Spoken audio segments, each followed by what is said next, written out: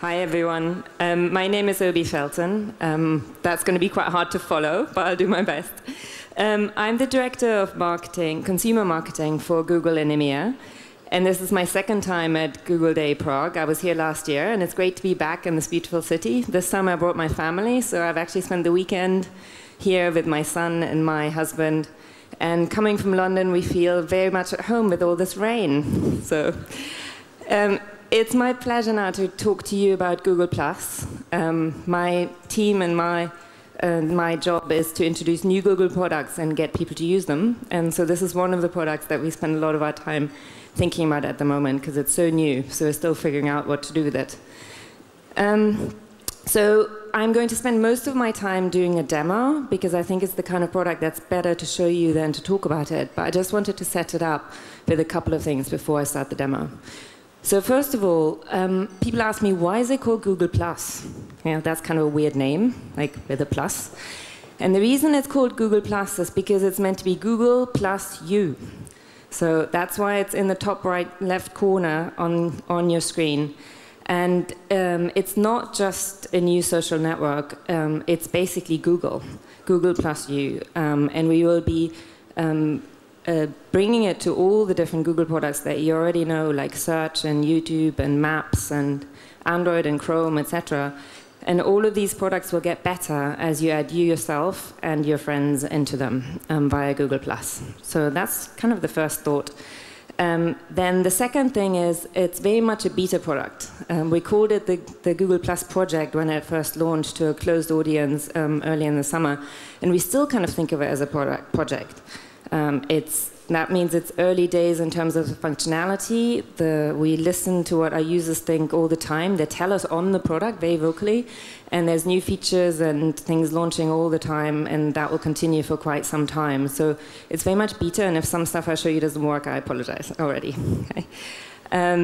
So that's kind of like a couple of things to get us going. If you switch to the demo screen, to this laptop, and Ludek will unlock it for me. Okay. So the way I'm going to show you Google+ is actually in kind of, I'll show you three features that are to do with the way that we use social. So another way it's different from other social networks is that we thought very much about how people use social in the real world, in like real life. And that's, you think about who do you share information with, what kind of information do you share, and then who with. You think about how do you do that, and you also think about where. So I'll show you some things that illustrate all these different points. So we'll start by going to Google. And then you click into the top left corner, so that's there. Now I need to sign in as me first. So I'm going to sign in. And then I'm in the product. Okay? So the first feature I'm going to show you is circles. So that's all about what you share and with whom. So on the top here, there's a little icon called Circles. And on the bottom here, you see My Circles. So the idea here is that in the real world, you don't just have friends. You put people into different buckets. So you have family. I have friends in London. I have Googlers. I have my team on Google. I have friends in Berlin. I have startup people that I work with, etc. So I've grouped them into these different buckets. And I put people into different buckets according to where I think they should be.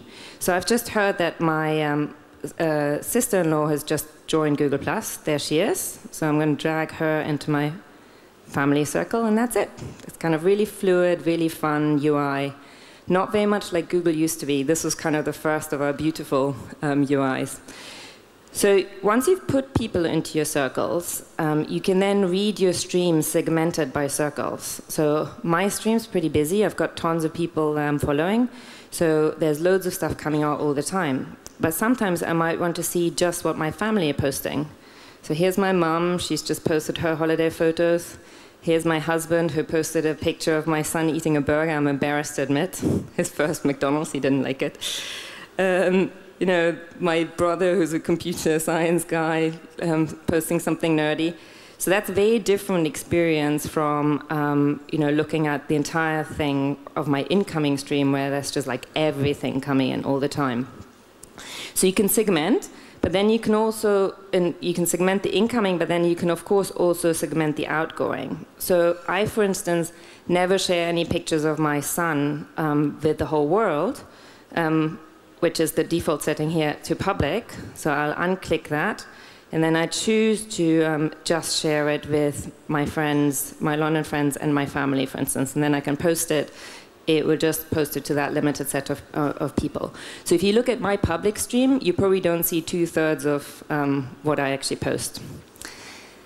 You can then, another kind of neat feature that we launched recently in Circles is that you can share circles. So people have really embraced this.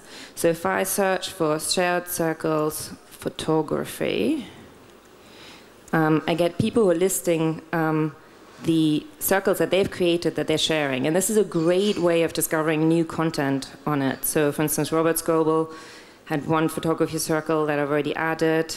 You can have a look at what's in there. And then you can add the circle, name it, and that's it. Now I'm going to get all these beautiful photos coming into my stream. Photography has really taken off on Google+. This is one of the things we didn't expect. It's probably to do with the fact how they can have very high resolution imagery, etc. And they just really, really embraced it. And it's like super active. So if you want to see some beautiful photography, go for that. OK, so that is circles, the first feature. The second feature I want to talk to you about is more about the how, and that is Hangouts.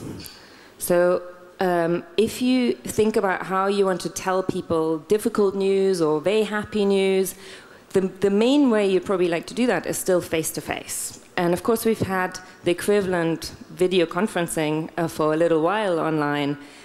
But it's not been that easy. It's not easy to connect more than one person to a video conference, and it somehow doesn't feel kind of very natural to just start it. So we built it into the product to make it easier to do it. So I'm going to start a Hangout and add some people into it. This is very beta, so it's still a bit slow. I don't want to start a Hangout with everyone, so I'm just going to add a couple of people that I know are hanging around. Jan, Eli. Okay, and then I do this. Okay, so hopefully they're going to see that popping up in their stream and will join me, otherwise it'll be a very lonely Hangout. So while that's loading, I'm going to tell you a story of a very special Hangout that happened this weekend. That was the Dalai Lama was scheduled to come to South Africa last week to do a lecture for Desmond Tutu's 80th birthday. And at the last minute, he couldn't get a visa. So they were about to cancel it when someone reached out to Google and said, can you guys help us? So within 72 hours, the Google Plus team kicked into action. They sent someone, like all waving now. They sent someone to go to northern India where the Dalai Lama lives, someone else to go to Cape Town where Desmond Tutu was, and they connected the two via Hangout and then broadcasted to the world, which I think is the kind of magical thing that a few years ago we couldn't have imagined that technology can do. And I was really touched and really proud to read of it. I missed it because I was walking around Prague. So if, like me, you missed it, it's on YouTube now, and I'm definitely going to watch it there.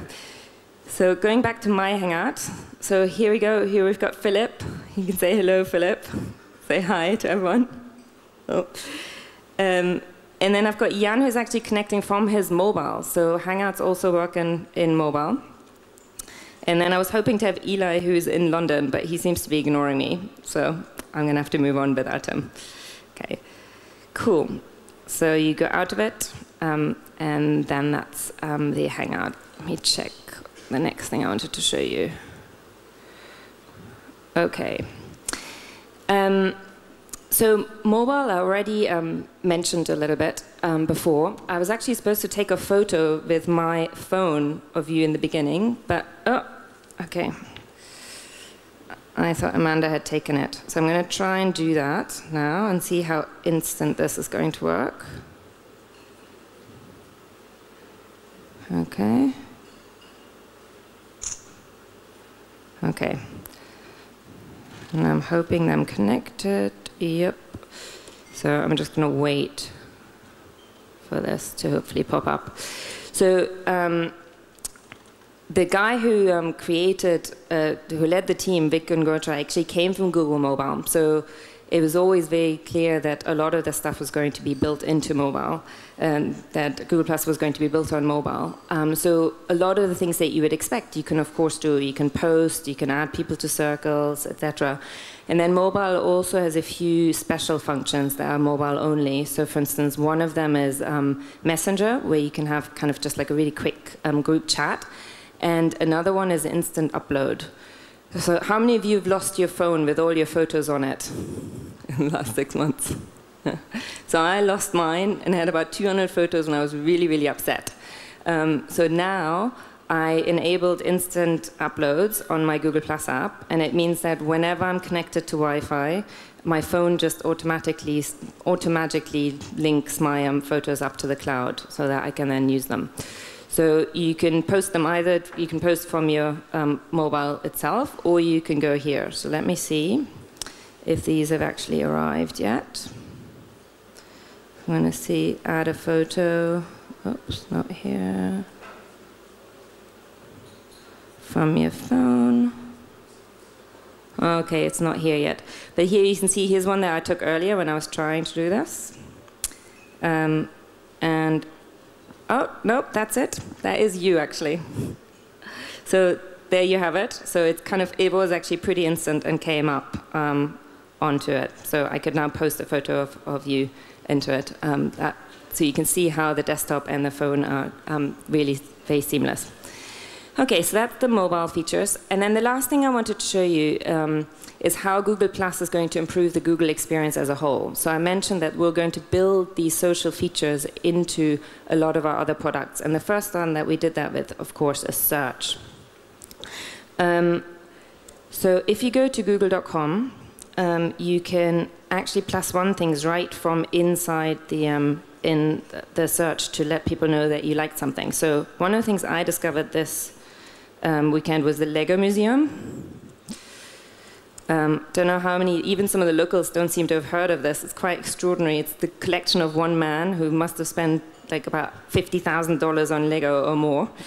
So I totally loved this, the biggest Lego exhibition in Prague.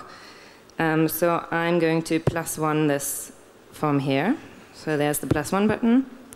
So now my friends are going to see this in their stream. And I'll show you an example of how it works the other way. So if I do another search here, say I'm really into photography, I'm looking for a new Nikon camera. So I can see here Jeff likes Nikon, Ludek likes Nikon, okay. But that's kind of a bit, too broad. So then I could look at specific lenses. So here people are like sharing, for instance, these reviews. So from what before was a very anonymous search result that was based on Google's ranking algorithm, we now added this other element in, which is recommendations from your friends, which in the case of holidays or products can actually be incredibly powerful, because you probably trust your friends as much as, if not more than, another expert. So that's it for the demos. So in conclusion, what's Google Plus about? It's quite experimental. It's about connecting Google with you and adding you into Google. And it's about who you share what with, where, and in the way that you want. Okay? Thank you very much.